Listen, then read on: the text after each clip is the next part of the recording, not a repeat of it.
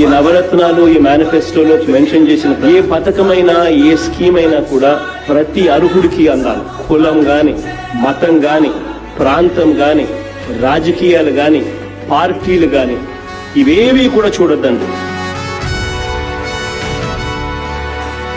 అందించలేకపోతే మాత్రం మనం తప్పు చేసిన వాళ్ళం అవుతాం.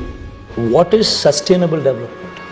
నాడు నేడుతో బాగుపడ్డ స్కూళ్ళు, ఆ స్కూల్స్లో ఇంగ్లీష్ మీడియం, 3rd క్లాస్ నుంచే TOEFL as a period made available in schools.